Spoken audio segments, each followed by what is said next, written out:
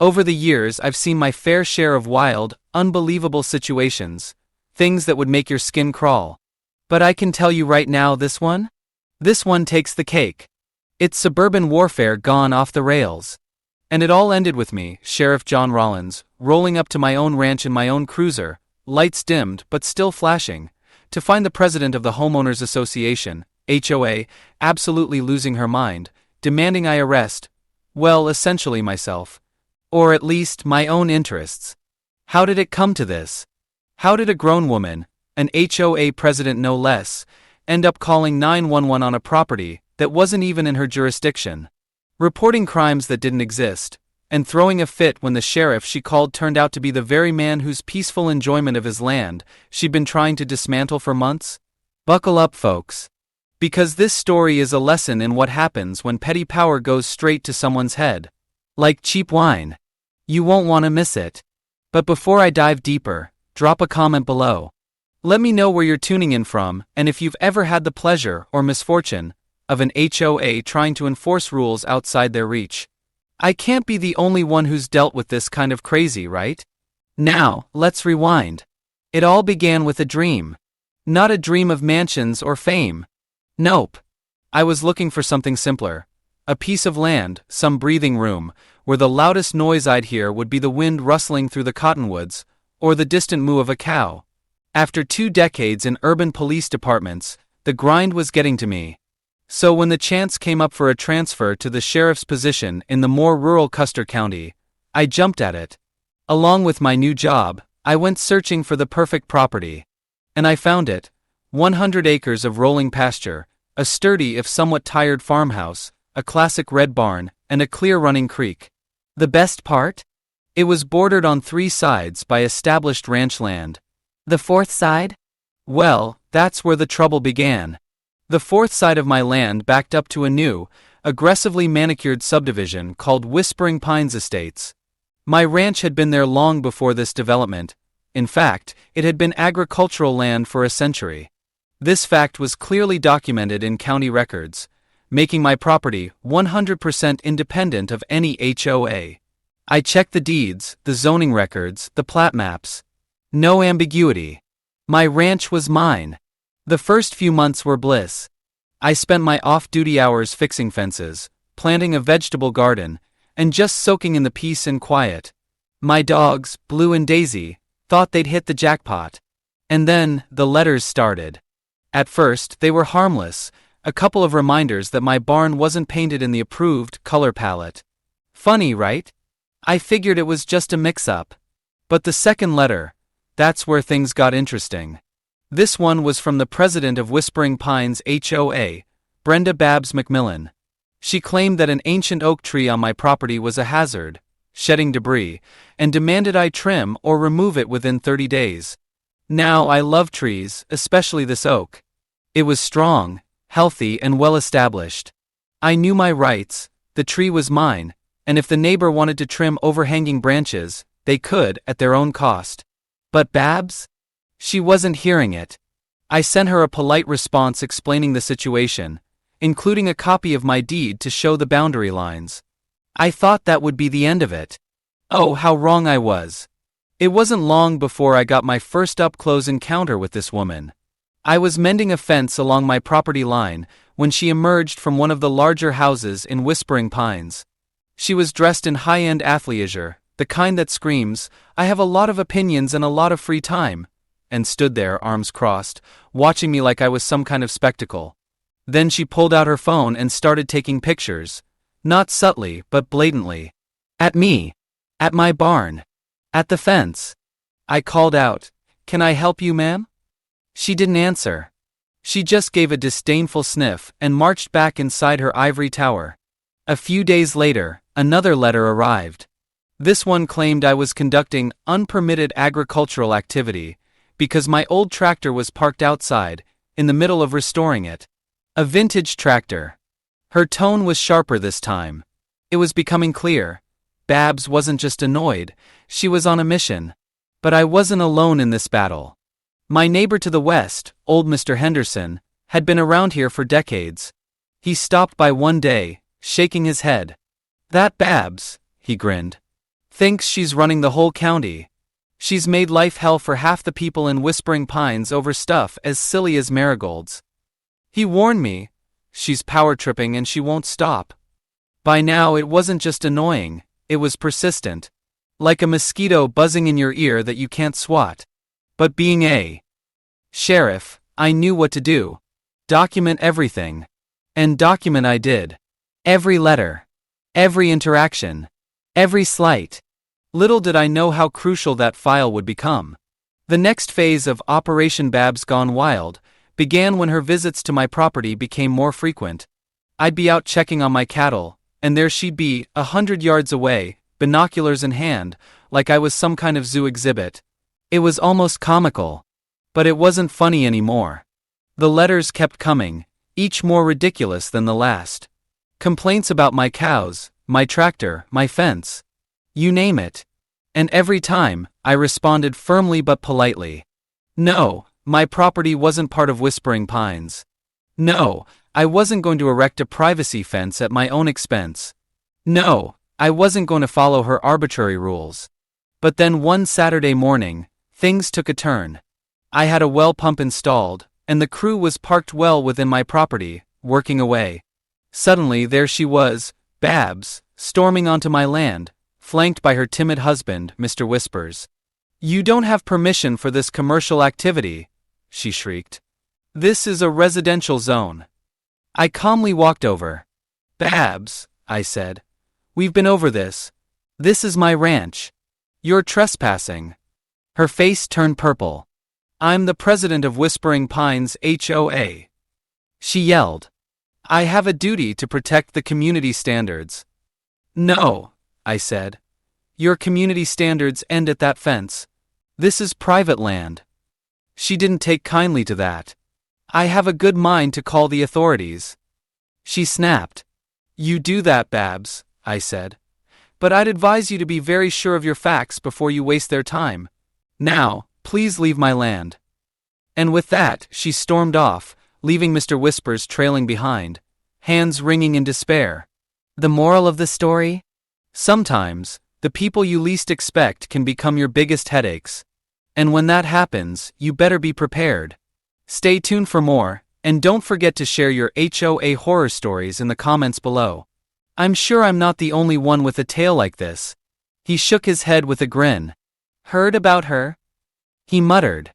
"Ladies wound tighter than a new winch cable." And just as I suspected, the storm was brewing. Later that day, a young county code enforcement officer showed up at my ranch. He looked like he'd rather be anywhere else in the world. Sheepishly, he explained he'd received an anonymous complaint about unpermitted commercial drilling and illegal dumping on my property. The problem? My land was far from any of those accusations. But it didn't matter to Babs McMillan. No, this HOA president wasn't going down quietly. I showed the officer my well permit, explained the situation, and he apologized profusely. "Everything's fine, Sheriff," he confirmed. "I'll file a report, but this complaint is unfounded." As he left, I couldn't shake the feeling that Babs was escalating things. This wasn't just a petty nuisance anymore. It was harassment using county resources. My file on Babs grew thicker by the day, documenting every ridiculous interaction. This woman was about to make life more difficult than it needed to be, and I wasn't going to stand for it. Fast forward to the climax of this suburban saga. It was a Tuesday afternoon, the sun blazing down, and I was miles away from my ranch, handling a minor fender bender. That's when the call came through, a 911 report. A hysterical woman claiming active timber theft and hazardous material dumping. She said it was happening right now on what she insisted was HOA common land. I felt my stomach drop. The old Rollins place? That's my place. It was Babs, I knew it. I asked dispatch to read the address. When they did, I could tell right away. The directions clearly led to the back boundary of my property. Classic Babs misdirection, trying to make it look like something illegal was happening. She described my reliable if slightly weathered Ford F-150 as a derelict old pickup truck, and my trusted local landscapers as suspicious men. The reality? Hector and Luis were clearing brush, nothing more, and certainly not near the creek as she described. The worst part? Babs was now actively misusing emergency services. I hit the sirens and headed toward my property. I could feel the surreal weight of it all settle in. How had I gotten here? A woman, driven by nothing but her inflated ego and HOA badge, was now summoning armed officers to my land based on pure fiction. And I was about to put an end to it. As I pulled up, I saw her. Babs was practically dancing with fury, arms flailing in her signature pink Lululemon and pristine sneakers. Her pearl-white Range Rover was parked half on the grass, half on my land. She was on the phone with dispatch, making the situation sound like an environmental disaster. A crime scene, no less. Gerald, her husband, stood nervously by the car, no doubt wishing he were anywhere but here. I parked my cruiser at a respectful distance, taking a moment to observe. She hadn't noticed me yet. I got out of the cruiser, boots crunching in the dust, and immediately felt the familiar weight of my duty belt. This was it. The moment I'd been waiting for. Her head snapped around when she saw the uniform. I could see the flicker of triumph in her eyes, thinking the cavalry had arrived to back her up. "Officer! Thank God you're here!" she shrieked, her voice dripping with relief. "You need to arrest these men immediately. They're trespassing on HOA property, cutting down heritage trees, and pouring toxic chemicals into the creek." She pointed at Hector and Luis, who were standing calmly, looking utterly bewildered. I took a deep breath and asked, my voice steady, "What exactly is the problem here, ma'am?" Babs puffed herself up, looking like an angry toad. "The problem, officer," she seethed, "is criminal activity. These vandals are destroying our pristine natural environment." She waved her arm dramatically, encompassing my entire land. "This land belongs to the HOA. They have no permit." Hector, always polite, spoke up. "Ma'am, this is Mr. Rollins' property. We're clearing dead trees and brush, not near the creek, and these trees were already dead." Babs wasn't having it. "Lies!" she hissed. "I'm Brenda McMillan, president of the Whispering Pines HOA. I know this land better than anyone. It belongs to us." At that moment, I locked eyes with her. "I'd had enough," I said, calm but firm. "This land does not belong to Whispering Pines HOA. It's private property. It belongs to me." Her perfectly sculpted eyebrows shot up in shock. Her jaw dropped as the reality of her delusions began to unravel before her. The tension in the air was thick, and I could feel it. This woman wasn't going to back down. But neither was I. Babs McMillan, the self-appointed queen of Whispering Pines, had just crossed the line. The battle for my property, my peace, and my rights was far from over. Stay tuned to find out what happens next, because Babs isn't done yet. And neither am I. She scoffed, looking me up and down, her eyes scanning the badge, the name tag, and the uniform. "You're mistaken, officer," she sneered. "Perhaps you're new to the area. This has always been part of the original plat for Whispering Pines. There must be some confusion." The disdain in her voice was palpable when she mentioned absentee rancher. I stood my ground. "There's no confusion, Miss McMillan," I said, my voice steady but carrying a new edge of authority. She was too absorbed in her delusions to catch it. "This is my ranch. My name is John Rollins. Sheriff John Rollins." I unclipped my official sheriff's ID from my belt and held it up, letting her see it clearly. "And these gentlemen are here at my request, working on my land, well within all county regulations and environmental guidelines." The color drained from her face. It was honestly a sight to behold. Her mouth opened and closed like a fish gasping for air, the arrogant certainty she'd held just moments ago evaporating in an instant. Behind the Range Rover, Gerald let out a small, strangled sound, almost a whimper. Babs stared at my ID, then at my face, then back at the ID. The cognitive dissonance was so clear it was like watching a system crash in real time. No, that's impossible," she stammered, her voice now shaky. "You can't be the sheriff and the owner of this wasteland." The insult stung, but I was done being polite. "This wasteland, as you call it," I said, my patience finally snapping, "is my home. And you've just made a false 911 report concerning activities on it. You've been trespassing, harassing my workers, and trying to enforce HOA rules outside your legal jurisdiction for months, despite repeated clarifications and documented proof of property boundaries. In fact, I added, my voice hardening, I've got a substantial file detailing your campaign of harassment. Deputy Miller's cruiser drew up behind mine at just that. He left, looking young, professional, and obviously looking to me for direction. But Babs's eyes strayed to him, then back to me, and I saw that frantic, cornered look beginning to shape itself. She yelled, her voice breaking. This is a conspiracy. You all are in on it together. Using your position, you are hiding your unlawful dumping. I want to talk with your supervisor. Richness was evident there. Ma'am, I continued, my voice now bearing the weight of my job, I am the sheriff of Custer County, and you are making some very serious and frankly crazy claims. You have also overused the 911 emergency system, and are now standing on private property, after being advised several times to leave. These are offenses with a prosecution value. The meltdown was under full tilt. Her face began to show streams of angry and frustrated tears, cutting across her pricey foundation. She sobbed, saying, You cannot do this to me. The president of HOA is me. I pay for your pay. I possess rights. She went to Gerald for help, but he seemed as though he could pass out. He simply gazed, powerless, his fists tightly together and knuckles white. His eyes revealed that he understood she had finally crossed the boundary, and now the fall would be cruel. I murmured, getting closer, Miss McMillan. From a frustrated landowner, my attitude changed to that of law enforcement officer. You deliberately turned in a bogus police report alleging hazardous material dumping and wood theft. The 911 system is meant for real emergencies, not for resolving resentment or stalking neighbors. Your actions today tied up emergency supplies and might have kept deputies away from actual disasters. Her expression twisted with contemptuous anger. That is an emergency. The surroundings are being ruined by you. Her voice quivering now, she blustered, worried about her neighbors.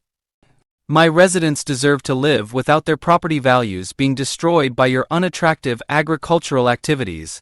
Miss McMillan, your actions are legal, allowed, and totally on my own land. A truth you have been told over and again. An HOA president who lacks knowledge of legal limits or fundamental civic responsibilities poses more threat to the property values of your neighbors. I gave Deputy Miller a quick look. Deputy, kindly make sure your body camera is running. Then I went back to Babs once more. Miss McMillan, once more I am counseling you. You have reported falsely. This is a quite important issue. You also violate rights. One last chance to depart my land quietly is here. Her eyes flew between Miller and me, obviously assessing her choices. Long ago, rational thought had given up on her. Admit mistake and withdraw, or double down on the fantasy of righteousness. This was the classic standoff. She went with the later as expected. She yelled, stamping her foot in a gesture that would have been almost humorous if the circumstances were less dire. I am not leaving. This is unbelievable. I call for an unbiased research. Your badge cannot make me intimidated. I have attorneys. Fairly costly attorneys. Then she made a crucial mistake, in a moment that would decide her fate. She rushed at Hector Rodriguez, who was remaining silently by his truck, trying to seize his arm. You're going to tell them the truth, she insisted. Startled but fortunately not hurt, Hector pulled back. That was assault, and combined with all else, it was more than plenty. All right, that's it, I said, my voice strong and deliberate. Brenda McMillan, you find yourself under arrest. As I said, Deputy Miller moved forward automatically. Babs stopped, her hands still outstretched, not sure she could understand the weight of the words she had just heard. Under arrest? She muttered, as though the words were in another tongue. For what? Asks I said. For misuse of the 911 emergency system, California Penal Code Section 148.3. For false reporting of a crime, Section 148.5. For trespassing, Section 602. Now for assault, Section 240, and now for legal codes coming immediately to mind. Please guard Miss McMillan, Deputy Miller. I will never forget the way shock was written on her face. It seemed as though the planet she had created for herself, one in which HOA leaders above the law were crumbling beneath her. She cried, "You can't be serious," as Deputy Miller softly but firmly grabbed her arm. "I run as the president. I must talk to my hubby. Gerald. Gerald, do not merely stand by. Get in touch with our attorney." Gerald, who had been a silent observer of the entire tragedy, at last found his voice, but it was little and faltering. He begged Brenda, "Perhaps you should just cooperate." "Not at all, I will not go along with this sham." She struggled as Miller tried to shackle her. "Unhanded me. Police violence is what this is. Every one of you will be sued. People, significant people. I know people." Complete with threats, sobs, and a total separation from reality, the full-on Karen meltdown was under full tilt. Miller stayed professional and gentle, using little force to fasten her hands behind her back. The sound of the handcuffs clicking seemed to reverberate in the still air, broken only by Babs's growing cries and angry objections. She spat at me, mascara running loose down her face, her once perfect pink athletic top now slightly askew. "I hope you're happy, Sheriff," she said. "You have created a quite strong enemy here. Whispering Pines will come across this. The media will get word of this." I exhaled, my tolerance running thin. "Ms. McMillan," I said groansingly, tiredly, "the only thing Whispering Pines will know about is that following months of recorded harassment and obvious disrespect for clearly defined property limits, their president was arrested for breaking many laws. Indeed, the media might show interest in that. Regarding your reputation as a formidable opponent, to be honest, I deal with actual criminals who are considerably more frightening than an out-of-control HOA president." Turning now to Hector and Luis, I said, "Gentlemen, I truly regret Ms. McMillan's behavior and the disruption. Kindly keep working. You are exactly within your rights." Both still somewhat shocked, they nodded and clearly seemed relieved. Hector put a little smile on. "Nothing wrong, Sheriff. Right, another day in paradise, huh?" I started to smile involuntarily. "That's something like that, Hector."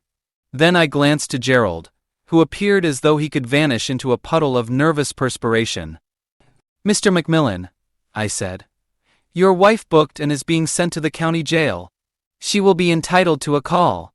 If you like, you can follow us down there." Gerald only nodded numbly, staring at his wife, who was still vocally complaining about her rights and the unfairness of it all as Deputy Miller led her toward the cruiser. It was bizarre justice to see Babs McMillan, the self-described queen of Whispering Pines, being gently pushed into the back of a patrol cruiser. I was front row, and her created indignation had backfired terribly. Now, in a criminal case, the well-assembled file would serve as substantial proof. Her undoing would be her own 911 call, an architectural marvel of fabrication. She had stepped straight into her own prison, bar after self-important bar, closing the door behind her. In a word, in a sense it was extraordinary. I suppose Babs found the travel to the Custer County Sheriff's Office and Detention Center somewhat uncomfortable.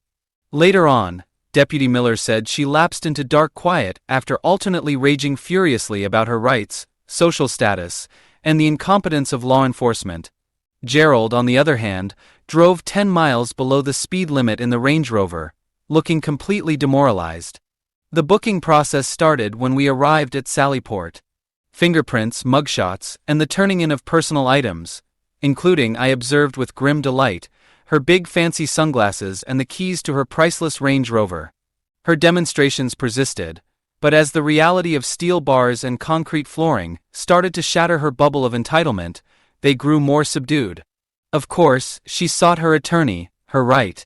She also insisted on a separate cell, special meals, and an instant audience with someone in charge who appreciated her mistake. Sergeant Janice Kowalski, a strong lady with 30 years of experience, the booking sergeant, was somewhat underwhelmed. "Ma'am," she answered with a harsh voice, "you'll get your phone call. You are simply another book until then." There are no particular cells for HOA presidents here. Babs looked like she might blow. Clearly, the humiliation tasted like a bitter pill. Driven by social media and glitzy rumors, word of the HOA president's arrest for phoning 911 on the sheriff's own property swept Whispering Pines like wildfire. Texts from my rancher neighbor, Mr. Henderson, started flying on my phone, mostly full of laughing emojis and offers to buy me a steak dinner. Apparently, the collapse of Babs had inspired several other Whispering Pines residents to start calling the other board members to demand explanations, and occasionally resignations. Based what I heard, the HOA board in full crisis mode. Previously nodding along with Babs's every whim, the enablers were suddenly wriggling away from her behavior. The meticulously created front of calm, orderly suburban government was collapsing. Regarding the legal fallout for Babs? It was rather important. I left the charges in place. A major drain on resources, misuse of 911 cannot be disregarded based on her record of harassment. Presented with my painstaking file, which included dated letters, pictures, trail camera footage, witness testimony, and, of course, her panicked 911 call, the district attorney proceeded with prosecution. Of course, Babs got a strong attorney, and there were attempts to present her as a civic-minded citizen, just worried about environmental issues, a victim of an overly aggressive sheriff with a personal grudge. Still, the data was overwhelmingly strong. Her damnation was her own words and deeds. Babs McMillan finally entered a no contest to misdemeanor charges of trespassing and misuse of the 911 system. Part of the plea, the assault accusation against Hector, was withdrawn. Most likely Hector, a kind man, simply wanted the whole thing to stop. Her penalty included a substantial fine, a probationary term, required anger management sessions, which privately I felt was a great addition, and a court order forbade her from contacting my family, me, or anyone working on my property. She also had to step down from president of the Whispering Pines HOA in total humiliation. Shaken to their very core, the HOA went through a period of soul search. Driven to prevent more scandal or possible civil responsibility, the surviving board members moved fast. At my direction, my attorney issued them a courteous but stern letter describing the possibility for a legal lawsuit for harassment and damages should they neglect corrective action. They promptly formally apologized to me and started fresh board member training on knowing legal limits and the appropriate scope of HOA jurisdiction. Officially, Babs' rule came to end. Mrs. Gable, a retired school teacher noted for her passion of gardening and sensible shoes, was chosen to replace her as the new HOA president. Whispering Pines started speaking with a somewhat different tone. The official, embossed letters stopped, and my new well pump ran fault-free. While my cows grazed contentedly, the majestic old oak tree stood tall and unspoiled. The squirrels seemed to value acorns, the only trash she produced. At last the ranch became the haven I had in mind. And occasionally, elderly Mr. Henderson would yell across the fence, "How's life on the quiet side, Sheriff? Listen to the whispers? Ain't it quieter now?" And we would have some laughs. Looking back, the Babs McMillan story seems to be a strange fever dream. Conflict was not what I desired. Most people would be able to relate to my wish to live quietly on my land. But Babs drove a conflict that finally resulted in her own undoing in her mistaken search for perfect control over her perceived realm.